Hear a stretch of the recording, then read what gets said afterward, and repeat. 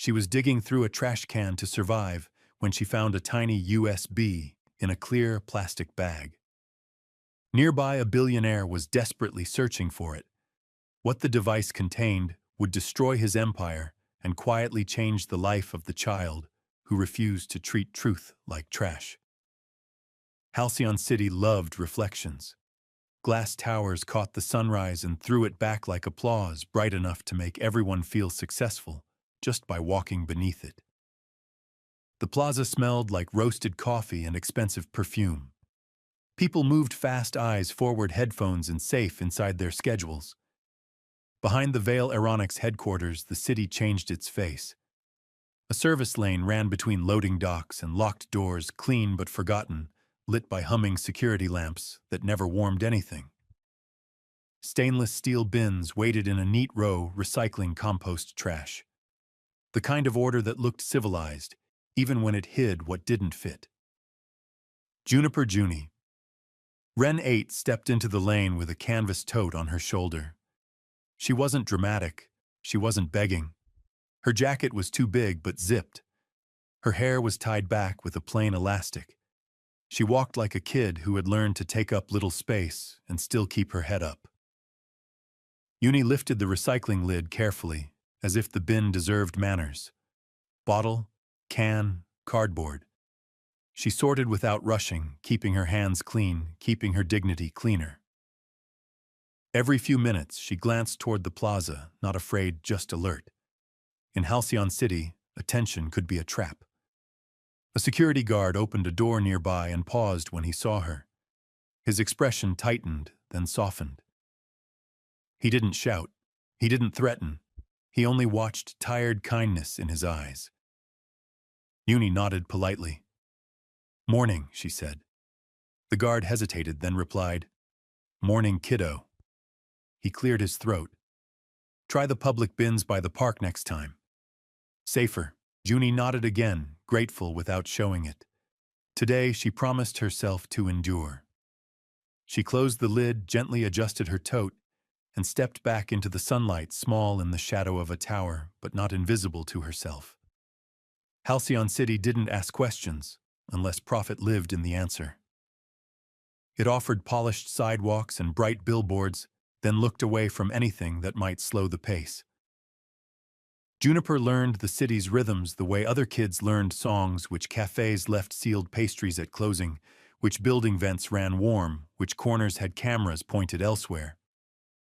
She walked the edge of the plaza where a fountain sang in loops. Uni sat on a bench and pulled a small notebook from her tote. The paper was bent, but the drawings were careful, a door with a knob, a table with two plates, a sun in the corner like a stubborn idea.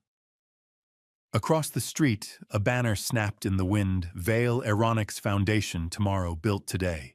Uni didn't know all the words, but she recognized the tone. Promise. Confidence. A comfort that didn't look like it had ever waited for anyone.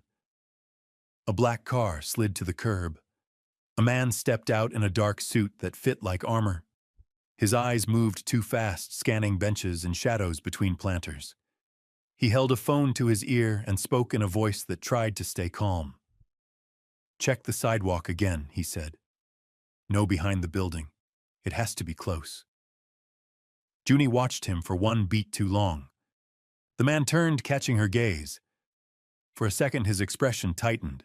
Then he looked past her, as if she were part of the scenery. Uni looked away first. She had learned that attention could become a story, and stories could become trouble. She stood, adjusted her tote, and headed back toward the service lane, toward quiet, toward rules, toward survival. Behind her, the suited man paced faster. In her chest, something small and serious whispered, "Somebody out here is scared." The service lane smelled like metal and detergent, too clean for a place meant to hide a city's leftovers. Junie paused at the stainless steel trash can beside the recycling bins.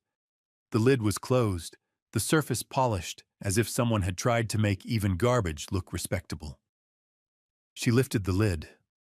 On top, not buried, sat a clear plastic bag tied in a careful knot. Inside was a small, dark rectangle, smooth and precise like a tiny key. It wasn't sticky. It wasn't broken. It didn't match the crumpled paper around it. Uni didn't grab it right away. Her world had rules even when no one explained them. Don't take what isn't yours. If you find something important, be smart. She looked down the lane. No one. Only the hum of a security light and the distant splash of the fountain. Then a man's voice drifted from the plaza, tight, urgent. It has to be here, the voice said. Somewhere close. Junie reached in slowly and lifted the bag by its corner. The plastic was cool against her fingertips. She held it up to the daylight. Two faint letters on the device, VA, caught the sun, then disappeared again like a secret. She tucked the bag into the inside pocket of her jacket, close to her heartbeat, the way kids held things they didn't understand, but respected. A door clicked behind her. The security guard stepped out, clipboard in hand. His eyes flicked to her pocket, then away, choosing not to accuse. You okay, kiddo? He asked gently. Yes, sir, Junie answered. He hesitated. Just be careful back here. Junie nodded. She walked out of the lane, shoulders squared, tote light, pocket heavy. In front of her, the suited man kept searching, and in her pocket, someone's thrown-away truth waited to be found again. Cassian Vale had built a company that could predict turbulence in the sky. He couldn't predict the turbulence in his own chest. He stood near the fountain with his phone pressed to his ear, watching sunlight skate across the water. His suit was flawless, dark, tailored, expensive in a quiet way. Everything about him said control, except his eyes. They searched too fast, as if the ground might confess something if he stared hard enough. It's not in the car, Mr. Vale, his driver said over the line. Cassian's jaw tightened. Then it's here. Security hasn't reported anything unusual. Cassian looked toward the service lane behind the tower. He remembered the moment, sharp, stupid, when fear had taken the steering wheel. The USB had been in his pocket all morning, edges pressing against his palm like a warning. Inside it were files he'd avoided opening for months, internal reviews, legal drafts, a recorded memo with a single line that kept ringing in his head. If this comes out, at least someone will finally tell the truth. Cassian had walked behind the building, lifted the lid of a stainless steel trash can, and dropped the USB inside. Not with cruelty, with panic, with the kind of fear that made powerful people do reckless things just to feel safe again. Now he wasn't safe. He was awake. A banner across the street snapped in the wind, "Tomorrow built today." Cassian stared at it like it was mocking him. Find it, he told the driver. Check the lane. Check everything. He ended the call and took a step toward the back of the tower. Then he stopped. A small figure had just emerged from the service lane. A child. Cassian frowned, confused, and a cold thought slid into place, quiet, unavoidable. What if she saw it? Juniper sat on the bench near the fountain, the clear plastic bag warm in her pocket. She watched the suited man pace. He moved like someone trying to outrun his own mistake. He wasn't yelling. He wasn't causing a scene. That made it stranger. His fear was private, compressed, expensive. Junie pulled out the bag and turned it in her hands. The knot was careful. Whoever had thrown this away had still tried to protect it. That didn't make sense. Unless the person didn't want to destroy it, only to hide it. She stood and walked toward him with slow, respectful steps. Not too close. Not too sudden. She had learned that adults startled easily when a child appeared where they didn't expect one. She said softly. Cassian turned. His gaze landed on her face, then dropped to her hands. For a second, his expression tightened like someone bracing for impact. Junie held up the clear bag. Are you looking for this? The air changed. Cassian's breath caught. The billionaire mask slipped just for a heartbeat, revealing something raw underneath: recognition, relief, and shame all at once. Where did you? His voice roughened. He swallowed. Where did you find it? In the trash can behind the building, Junie answered plainly. It didn't feel like trash. Cassian's assistant, hovering a few steps away, started forward. Cassian lifted a hand stop. He reached out slowly, as if he was afraid the moment would vanish if he moved too fast.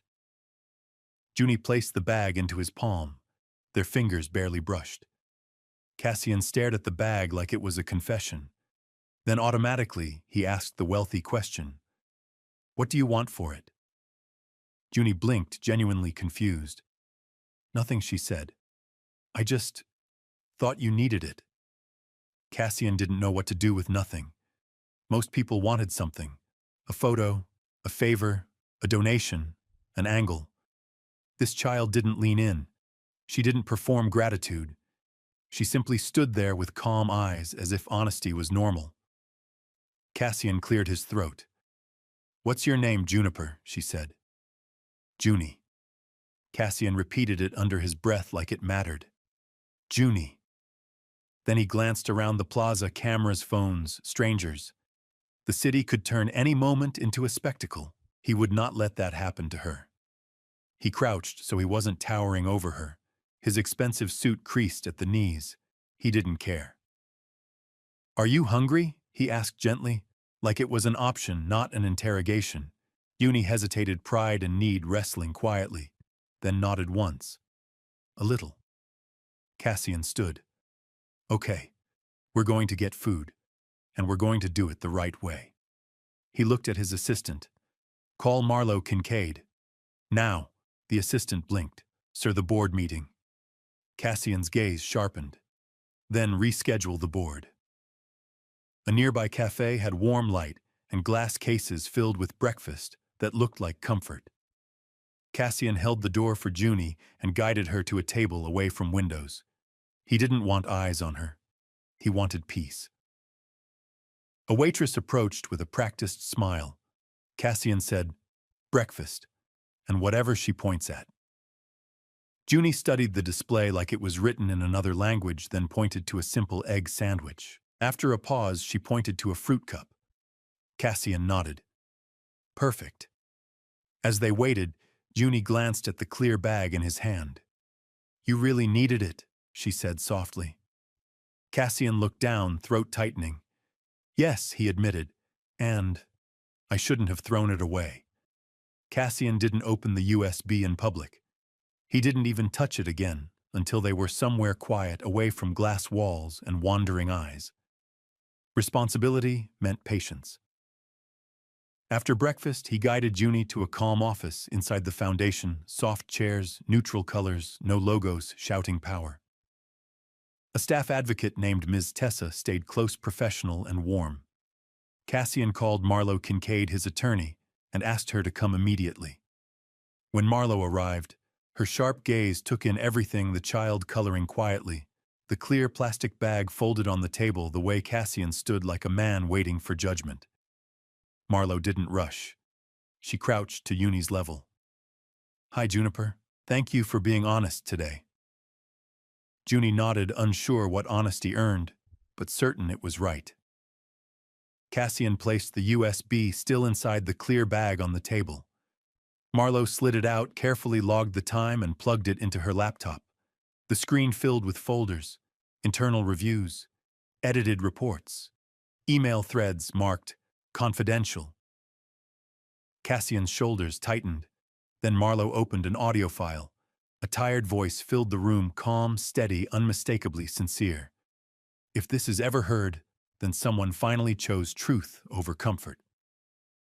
The safety data was altered. The blame was redirected. Marlowe paused the file. Cassian stared at the wall, jaw clenched. I knew, he said quietly. I didn't know how much. Marlowe met his eyes. Knowing enough to be afraid is knowing enough to act.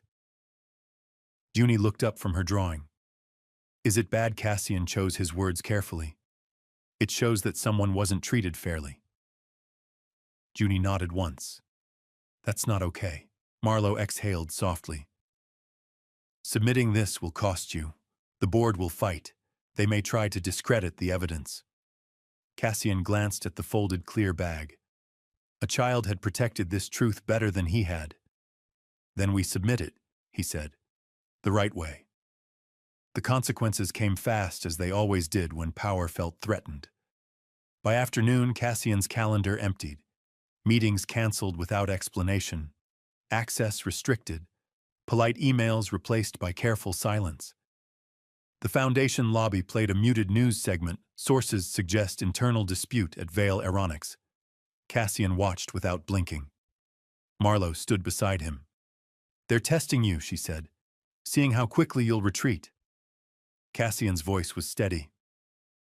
"I won't." Junie sat nearby with Ms. Tessa coloring a door with a knob.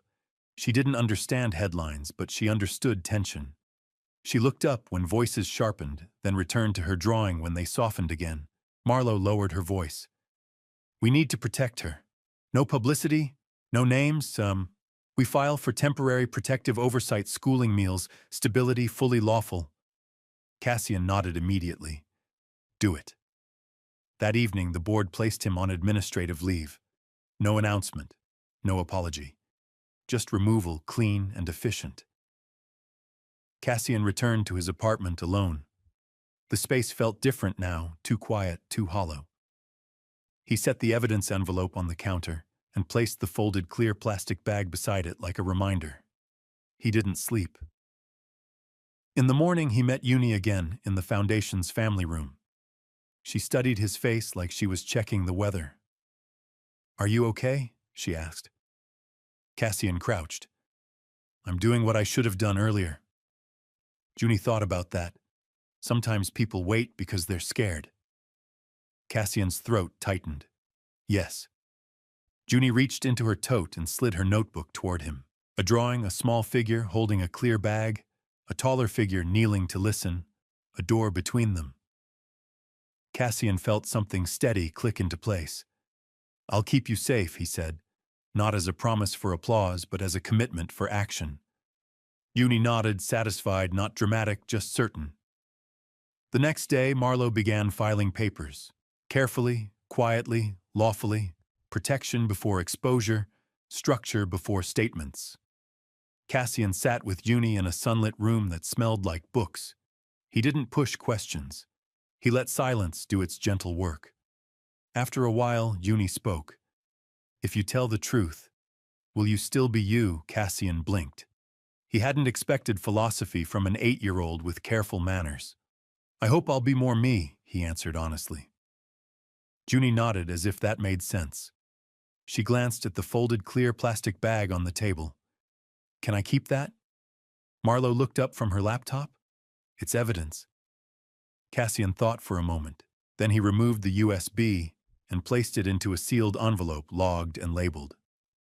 Chain of custody mattered. Protection mattered. He folded the clear bag neatly and handed it to Junie. "You can keep this," he said. "You took care of it." Junie's eyes widened. She held it like a treasure. "It's not trash," she whispered. "No," Cassian said. "It isn't." Marlowe closed her laptop. "We have a hearing date," she said. "They'll try to block the evidence. They may argue how it was found." Junie looked up. "Because it was in the trash?" "Yes," Marlowe answered gently. Junie frowned. "But it was in a bag, like it wanted to stay safe." Marlowe paused, then smiled faintly. "That's actually important." Cassian watched the child who had returned his conscience without asking for anything in return. The city outside kept shining. Inside, something quieter and stronger took shape. The truth had been found. Now it would have to survive. Cassian entered the boardroom, knowing it was no longer his. The table gleamed like ice. The skyline pressed against the windows as if it wanted to watch. Faces he'd known for years looked practiced now, neutral, courteous, distant. Daria Sloan sat near the head corporate counsel posture, perfect pen aligned with ruthless precision. Cassie and Daria began smooth as polished glass. "We understand you intend to submit internal materials to the court." "Their evidence," Cassian replied, voice level. "Their corporate property," Daria countered, "protected by confidentiality obligations." Marlowe Kincaid stood beside Cassian. Confidentiality does not override fairness, nor does it excuse withholding material relevant to an ongoing dispute. A murmur traveled the table. A director cleared his throat. This foundation exists on public trust. Cassian met his gaze. Public trust exists on truth. Silence. Cold. Immediate. Daria opened a folder. Given the risk exposure, the board has voted to place you on administrative leave pending internal review. Cassian didn't flinch. Because I'm correcting a wrong because you're a liability, Daria said gently. Cassian nodded once. Then let me be one. Another director shifted. There are also concerns about your recent personal involvement. Marlowe's voice sharpened. Any protective actions taken are lawful, supervised, and designed to preserve a child's privacy. Daria smiled thinly. Of course. We simply want to ensure no additional reputational harm. Cassian leaned forward. The child is not harm. Daria's pen paused. No, you are. The vote concluded without ceremony. Access badges deactivated, calendars wiped clean. The kingdom Cassian built closed its doors quietly. In the hallway, Cassian stopped beneath a banner, "Tomorrow built today," and read it like an epitaph. His phone buzzed. Marlowe. They've filed to block submission, she said. Emergency hearing. Cassian exhaled. Then we're ready. He thought of Eunice drawing the door with a knob and felt steadier than he had all day. He walked away without looking back, not because it didn't hurt, but because pain wasn't the measure anymore. Marlowe moved fast, but not recklessly. She understood that kindness needed structure to survive. They met with a family court advocate named Imani Hart in an office that smelled like coffee and clean paper. No drama, no pity, just procedure done gently. Juniper, Imani said, voice calm, do you have a consistent adult caregiver? Junie's hands folded around the clear plastic bag she carried like a talisman. She glanced at Cassian, then answered honestly. Not consistently. Imani nodded, not judging. Thank you. Cassian kept his face neutral. He would not turn truth into spectacle. Imani turned to him. A temporary protective arrangement means responsibility. Schooling, meals, medical care, court oversight, privacy at all times? Yes, Cassian said immediately. Marlowe slid the petition across the desk. We're requesting supervised temporary guardianship. No publicity, no interviews, no exceptions. Imani studied Cassian for a moment. Your profile invites scrutiny. I accept it, Cassian replied. She shouldn't. Imani nodded. We'll proceed. In the hallway afterward, Junie walked beside Cassian's steps, small but certain. Are we in trouble? She asked. No, Cassian said softly. We're doing this the safe way, the legal way. Rules, Junie said, thinking it through. Rules that protect people. Yes. Back at the Foundation's family room, whispers followed Cassian like cold air. Junie noticed. They don't like you today. Cassian smiled faintly. Sometimes people don't like you when you stop pretending. Junie considered that, then offered him the folded clear bag. So you remember, she said. Not to throw away important things. Cassian took it carefully. I remember. For the first time since the boardroom, his chest loosened. This was worth protecting. The hearing date arrived with no fanfare, just a calendar alert, and a city that kept shining. Marlowe laid out the plan in Cassian's quiet apartment. They'll attack chain of custody, she said. They'll imply instability. They may attempt narrative pressure around discovery. Cassian listened, steady. We keep her out of it.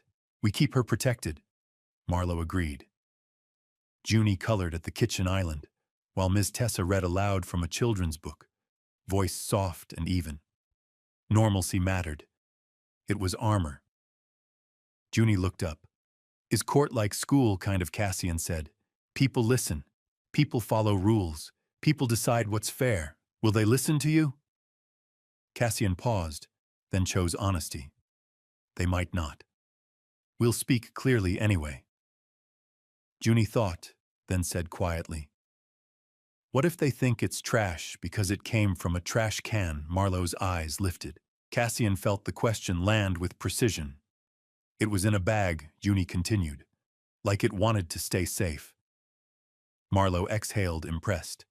"Intent of preservation," she murmured. "That matters." Cassian watched the child who had protected a truth better than he had. He felt gratitude that hurt a little. Marlowe sealed the USB into an evidence envelope labeled and logged. Chain of custody began where responsibility did. She placed the folded clear plastic bag into a separate folder. "Stories matter," she said. "Human ones." That night, Cassian found Junie's notebook open on the counter. A drawing of a trash can, a clear bag, a door. Under it, careful letters. "Important things don't belong in trash." He closed the notebook gently. By the window, the city glittered, confident and indifferent. Cassian touched the folder on the counter and whispered to no one and everyone, "Do the right thing. Don't perform it." Tomorrow, the truth would sit on a courtroom table. Tonight, a child slept safely in the next room. That was enough to be brave. The night before the hearing was quieter than Cassian expected. No sirens, no dramatic phone calls. Just the soft hum of the city and the muted tick of a clock that didn't care who you were. Cassian sat on the edge of his couch, jacket folded beside him, shoes lined up neatly like he might be judged by order alone. Juniper slept in the guest room. Not a display room, an ordinary one prepared with intention. A nightlight shaped like a small moon glowed on the dresser. A stack of library books rested on a low shelf. Ms. Tessa stayed in the second room, as planned, a calm presence that turned responsibility into routine. Cassian walked to the kitchen and poured a glass of water. He didn't drink it right away. He stared at the counter where the evidence folder lay sealed, labeled unromantic. Next to it sat the folded clear plastic bag. Clean. Simple. Waiting. He remembered the moment he had thrown the USB away. The relief had come first, sharp and immediate. The shame had come later, heavier and slower. He had told himself he was protecting people, jobs, investors, a foundation that did real good. But protection built on silence was still harm wearing a better suit. His phone buzzed. "Marlowe. Tomorrow," she said, "they'll try to rush you. They'll offer half measures. Apologies without accountability." Cassian's voice stayed even. "No deals that bury people?" A pause. "Good," Marlowe replied. "Then sleep if you can." He tried. He lay on the couch, eyes open, listening. From down the hall came the faint sound of Juniper turning over, then settling again. A child's sleep had a different rhythm, lighter, hopeful, unguarded. It steadied him. Cassian rose and walked quietly to the guest room door, stopping short of opening it. He didn't need to see her to remember why this mattered. He returned to the kitchen and noticed Juniper's notebook open on the counter.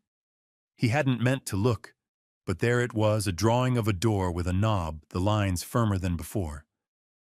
Below it, careful letters read, "Important things don't belong in trash." Cassian closed the notebook gently, as if it were a promise someone trusted him with. He picked up the clear plastic bag and turned it over in his hands. It had done its job when people hadn't. He folded it once more and placed it beside the evidence folder, aligned, deliberate. At the window, Halcyon's city glittered. Towers reflected each other endlessly, a hall of mirrors that could convince anyone they were doing fine. Cassian whispered, not for courage, but for clarity, "Do the right thing. Don't perform it." Then he turned off the lights and let the night be what it was, quiet, honest, and just enough. The courthouse didn't try to impress anyone. Stone steps, metal detectors, fluorescent light that flattened egos. Cassian arrived early with Marlowe and Imani Hart. Juniper waited in a family advocacy room down the hall with Ms. Tessa protected, calm, away from the current. In the corridor outside the courtroom, Daria Sloan stood with her team, immaculate and unhurried. She smiled as if they were meeting for coffee. Cassian, she said, you look tired. He didn't respond. Marlowe did. Counsel. Daria's eyes flicked to the evidence folder. We'll be discussing dumpster discoveries today. Marlowe's tone stayed level. We'll be discussing admissibility. The doors opened. Inside, Judge Alara Whitmore took her seat composed and exact, a judge who had seen enough theater to value precision. The clerk called the case. Daria rose first. Your Honor, the opposition seeks to admit materials retrieved from a public refuse container. There is no verifiable chain of custody prior to counsel's possession. The risk of contamination is obvious. We request exclusion. Marlowe stood. Your Honor, the item was preserved inside a sealed plastic bag. Upon retrieval, it was transferred directly to lawful custody, logged and secured. We can establish continuity from that point forward. Daria tilted her head. Trash is trash. Judge Whitmore's gaze sharpened. That is not a legal principle, counsel. A quiet ripple moved through the room. Daria tried again. At minimum, the court should hear from the individual who found the device. Marlowe responded immediately. Any minor referenced is protected. We propose testimony from the court advocate and evidence technician and a sealed statement regarding discovery circumstances, no public identification. Judge Whitmore nodded slowly. Confidentiality will be maintained. Daria's smile thinned. We object. Judge Whitmore's voice firmed, noted. Cassian listened, hands steady on the table. This wasn't about winning an argument. It was about keeping a child out of harm's way while the truth did its work. The judge called a brief recess. In the hallway, Marlowe spoke quietly. If the court needs a statement from the first finder, it will be in chambers. No cross. Advocate present. Cassian nodded. Whatever protects her. Daria drifted past again, voice smooth. Public scrutiny isn't kind. Cassian met her eyes. Neither is silence. When they returned, Judge Whitmore spoke with measured authority. I am inclined to accept the evidence under strict conditions. However, I will require a private in-chambers statement to satisfy continuity concerns. Cassian's chest tightened, not with fear of loss, but with resolve. Proceed, the judge said. The door didn't slam. It narrowed, and Cassian prepared to stand where it mattered. The chambers were smaller than the courtroom, quieter by design. Juniper entered with Imani and Ms. Tessa, shoulders relaxed, eyes curious. Judge Whitmore greeted her without ceremony. Thank you for coming, Juniper, the judge said. You're not in trouble. Juniper nodded once. Okay. Questions came gently. Where did you find it? Was it inside something? Did you open it? Juniper answered plainly, choosing words with care. It was in a clear bag, she said. Tied. I didn't open it. I didn't want to break it. Why not, the judge asked. Juniper thought. Because it looked like someone tried to keep it safe. Judge Whitmore wrote, then looked up. Did anyone tell you what to say? No, ma'am, Juniper replied. I'm just saying what happened. Then Juniper reached into her pocket and unfolded the clear plastic bag. She placed it on the table, hands steady. This bag kept it safe, she said softly. So maybe the court can keep people safe too. Silence filled the room, not heavy but complete. Thank you, Judge Whitmore said. You did something honest. Back in open court, the temperature shifted. Marlowe presented logs and timestamps. The evidence technician testified calmly. No alterations, no tampering, preservation intact. Daria pressed, trying to turn a moment into a void. Judge Whitmore listened, then addressed Cassian directly. Mr. Vale, you discarded this device? Yes, Cassian said. Why? Because I was afraid, he answered, choosing truth over strategy. Afraid the truth would destroy what I built. The judge held his gaze. Then why submit it now? Cassian glanced at the sealed envelope, then spoke quietly. Because a child treated my discarded conscience like it mattered. And I don't deserve to build anything if I'm willing to bury fairness. The judge nodded once. The evidence is admitted under seal and protective order, she ruled. Any attempt to expose the minor involved will meet sanctions. Daria's pen stopped moving. The gavel tapped final, controlled. Cassian exhaled slowly. He hadn't won a spectacle. He had secured a path. Outside, Juniper waited with Miss Tessa. Cassian knelt when he saw her. "Did the judge listen?" she asked. "Yes," he said. The door opened. Juniper smiled, not wide, not for show, just enough. And in that moment, the city's noise fell away, replaced by something steadier, a promise kept, and a truth allowed to stand. The ruling didn't end the day. It began the reckoning. Cassian left the courtroom with Marlowe, the evidence now admitted under seal, the truth finally allowed to breathe. Outside, reporters clustered behind barriers, microphones lifted like questions that didn't care about answers. Cassian didn't stop. He didn't wave. He didn't perform relief. Inside his phone notifications, stacked alerts from the board, messages from advisors who suddenly sounded careful. By the time they reached the car, the language had changed from temporary leave to transition planning. Marlowe read the message first. Her jaw tightened. "They're asking you to step down formally," framing it as mutual. Cassian looked out the window as the city slid by. "Mutual is polite," he said.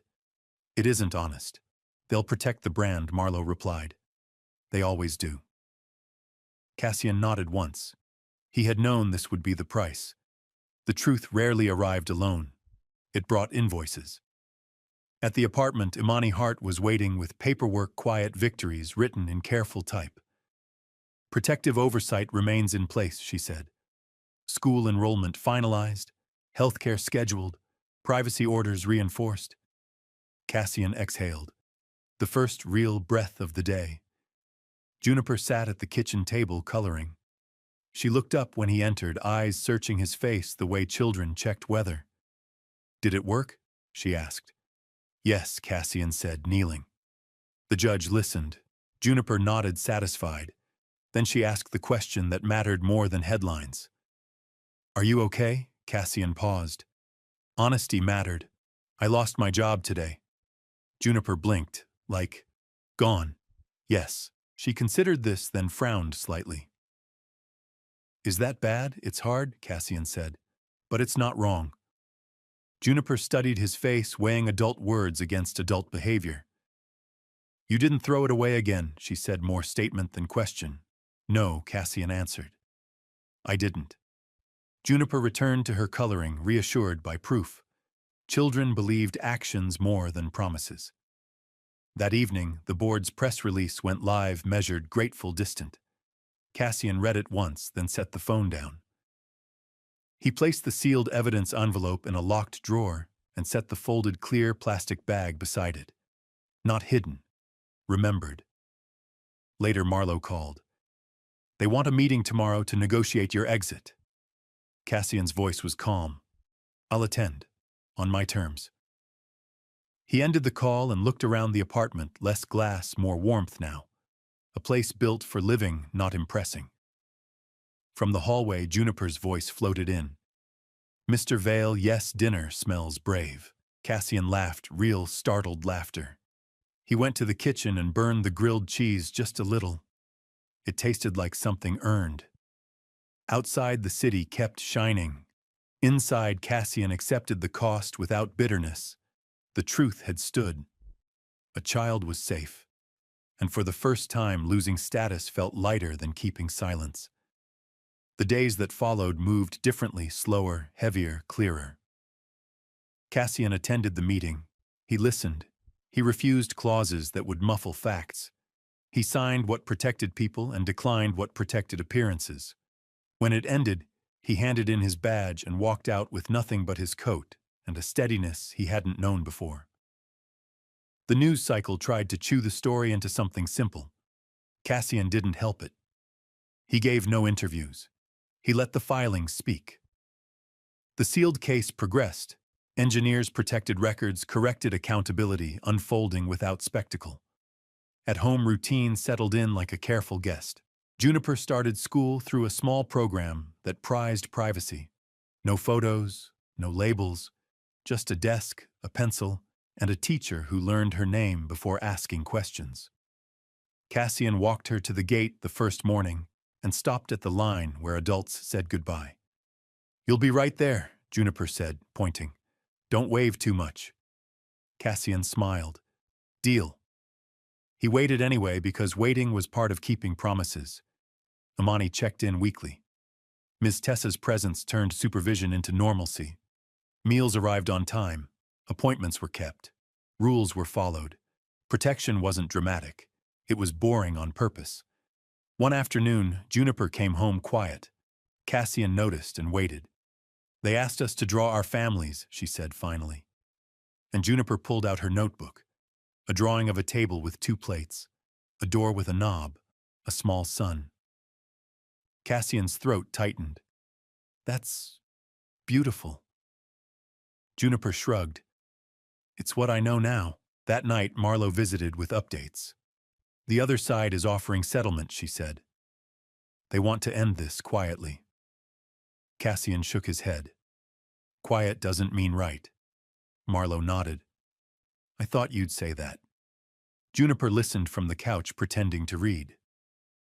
"What's a settlement?" she asked. "A way to finish a problem," Cassian said, choosing care. "Sometimes it's good. Sometimes it hides things," Juniper thought.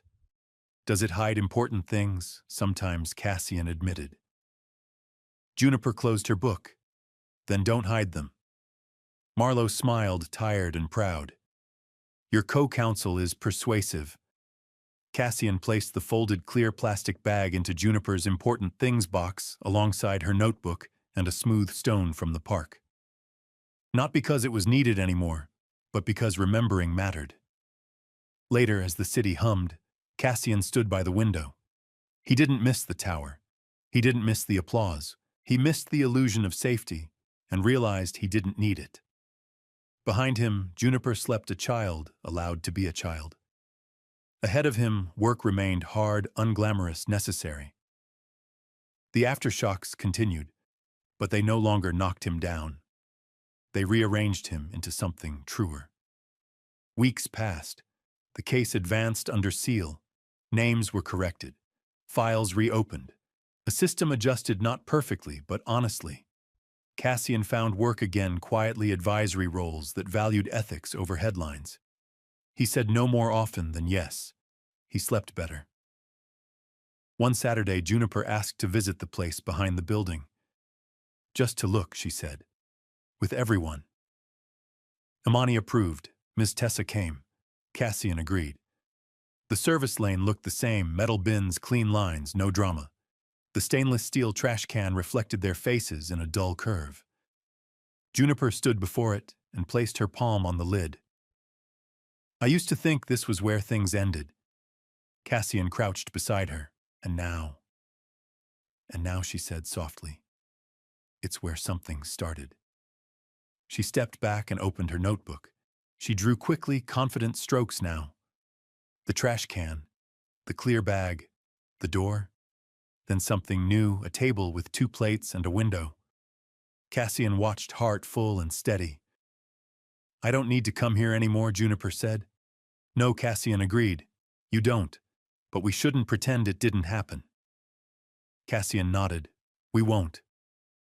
They left the lane without ceremony. No photos, no speeches, just closure. That evening, Cassian cooked dinner better this time. They ate at the table Juniper had drawn so many times. The conversation drifted from spelling words to weekend plans. Afterward, Juniper opened her important things box and took out the clear plastic bag. She held it for a moment, then placed it back. "We don't need it to keep things safe anymore," she said. Cassian smiled. "No, we don't." He put the box on the shelf, not hidden, not revered, simply respected.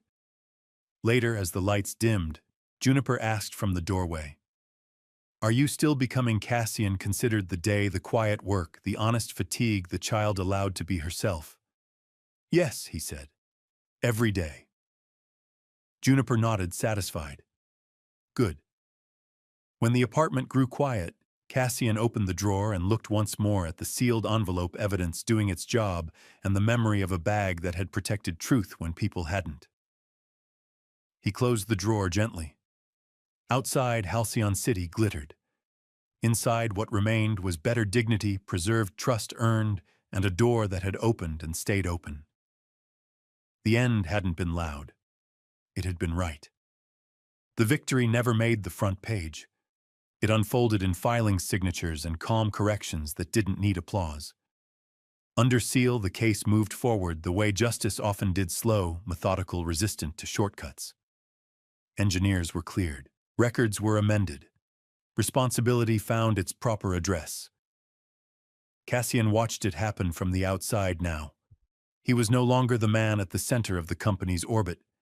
He was a witness to consequences, and that suited him. On a cool morning, Marlowe called with a voice that finally carried relief. The court accepted the revised safety disclosures. Oversight measures are in place. No retaliation clauses. It's done the right way. Cassian leaned against the kitchen counter and let the words settle. Thank you. You did this, Marlowe replied. You didn't blink. Cassian glanced toward the living room where Juniper sat at the table, homework spread out in careful rows. She chewed the end of her pencil thoughtfully, then erased a word and rewrote it neatly. No, Cassian said softly. We did. Later that afternoon, Imani stopped by with routine updates. School progress, a check-in schedule, a reminder about privacy renewals. Ordinary things, the kind of things that meant life had stabilized. Juniper looked up from her book. Did the people stop being unfair? Imani smiled gently. They're being watched now. Juniper nodded, satisfied with that level of honesty. She returned to her reading. Cassian walked Imani to the door. How long does oversight last? As long as it's needed, Imani said. The goal isn't permanence, it's protection. Cassian nodded. Good. That evening, Juniper brought out her notebook and flipped through earlier drawings, the door, the bag, the trash can. She paused at the first page. I used to draw this a lot, she said. Cassian sat beside her. Why, she thought. Because I wanted to know if doors really opened. Cassian swallowed. They do. Sometimes they need help. Juniper considered that, then turned to a fresh page and drew something new, a calendar with days marked off, a school bus, a small heart in the corner. Cassian felt a quiet pride, not ownership, not rescue. Just presence. Later, as the city hummed outside, Cassian placed the folded clear plastic bag into Juniper's important things box again. Not as a warning, as a memory. The victory had come without fireworks, but it had changed lives. It had restored balance. And for Cassian, that was more than enough. Cassian moved again, but not upward. He chose a place with windows that opened, floors that creaked slightly, and a kitchen that smelled like mornings instead of polish. It wasn't smaller in comfort, just closer to the ground, closer to living. Juniper helped unpack. She placed books on shelves by height, not alphabet. She taped her drawings to the fridge with blue tape and declared the middle one important. What makes it important? Cassian asked. It's in the middle, she said, as if that explained everything. They built routines together. Breakfast at the table, walks to school that stopped for dogs and puddles, evenings that included homework reading and the occasional burned sandwich. Cassian took work that made sense, consulting quietly, advising on ethics and compliance. Fewer calls, better sleep, no press. One afternoon, Juniper came home glowing. I got picked to read out loud, she announced. Cassian smiled. How did it feel? Loud, she said, then laughed. But good. That night, as they washed dishes, Juniper asked, Do you miss the tall building? Cassian thought carefully. I miss the people I thought I was helping. I don't miss pretending. Juniper nodded, absorbing it. They sat at the table afterward, a simple meal between them. Juniper pulled out her notebook and added another drawing, a house with windows open, a door wide, 2 figures inside, not labeled, not claimed. Cassian watched without comment. Later, he opened the drawer where he kept old reminders. The sealed envelope was there, evidence at rest. He didn't touch it. He didn't need to. Instead, he closed the drawer and joined Juniper on the couch. They read quietly, side by side, the kind of closeness that didn't announce itself. This was a different kind of home, not defined by size or security systems, defined by trust. Outside, the city lights blinked like distant stars. Inside, a child laughed softly at a line in a book, and an adult learned that happiness didn't require an audience. Time did what it always did. It passed, and it healed without asking permission. Oversight became routine, then lighter. School became familiar. Juniper's shoulders relaxed in ways Cassian hadn't noticed at first, until he did and realized how much tension had lived there before. One evening, as spring settled in, Juniper brought out her important things box and set it on the table. "I want to clean it," she said. Cassian nodded. "Okay." She took out the notebook, the smooth stone, a pressed leaf, and finally the folded clear plastic bag. She held it for a long moment. "We don't need this to keep things safe anymore," she said. Cassian watched her carefully. "What do you want to do with it?" Juniper thought. Then she folded it one last time, carefully, respectfully, and placed it back in the box. "Keep it," she said. "So we remember." Cassian smiled. "That sounds right." They closed the box and put it back on the shelf, not hidden, not displayed. Just there. Later they walked to the park. Juniper ran ahead, stopping to point out flowers and dogs and a cloud shaped like a shoe. Cassian followed, unhurried.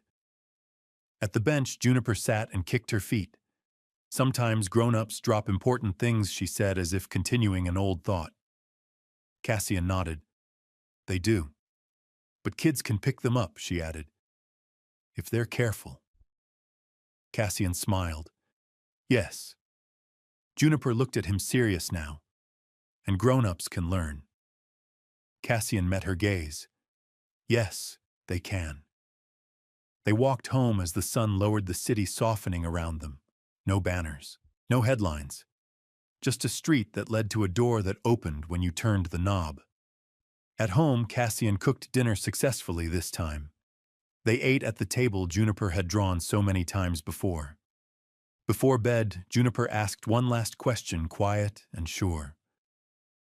"Are you still becoming?" Cassian considered the day, the work, the laughter, the ordinary peace. "Yes," he said. "Every day." Juniper nodded and went to her room. Cassian stood in the doorway for a moment, then turned off the light. Some stories ended with triumph. This one ended with something better. A child protected a truth, honored, and a life lived honestly, with a door that stayed open. Did this story leave a lasting impression on you? We'd love to hear your thoughts. Leave a comment, rate it from 1 to 10, and tap the end screen to see another heartwarming story waiting for you. Don't forget to like, share, and subscribe, then tap the bell icon so you don't miss any new stories. Until our next story.